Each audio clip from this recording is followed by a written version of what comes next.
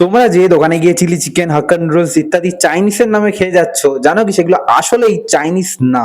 গল্পটা শুরু হয়েছিল কলকাতার এক কোণে টাইরেটা বাজার, আর একটু এগোলেই ট্যাংরা। এই দুই জায়গা থেকে কিন্তু শুরু হয়েছিল ভারতে চাইনিজ খাবারের পথ চলা। 1800 থেকে 1900 দশকে অনেক চীনা ব্যবসায়ীরা কলকাতায় আসেন এবং শুরু করেন নিজেদের ব্যবসা, নিজেদের একটা কমিউনিটি তৈরি করেন এবং ছোট ছোট খাবারের দোকানও কিন্তু তারা শুরু করেন। কিন্তু একটা সমস্যা ছিল, আসল চাইনিজ খাবার ভারতীয়দের ভালো লাগতো না, কারণ কম মশলা, তারপর স্বাদ একদমই আলাদা।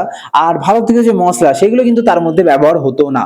তারপরে চাইনিজ ব্যবসায়ীরা কি করলো জানো, রেসিপি বদলে দিল। তারা ব্যবহার করলো ভারতীয় মশলা, সয়া সস, বেশি বেশি কাঁচা লঙ্কা, বেশি বেশি রসুন।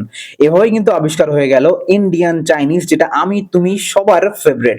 তো যাই হোক, মোটামুটি এভাবেই কিন্তু তৈরি হলো মাঞ্চুরিয়ান, চিলি চিকেন, মোমো থেকে শুরু করে হাক্কা নুডলস সব কিছু।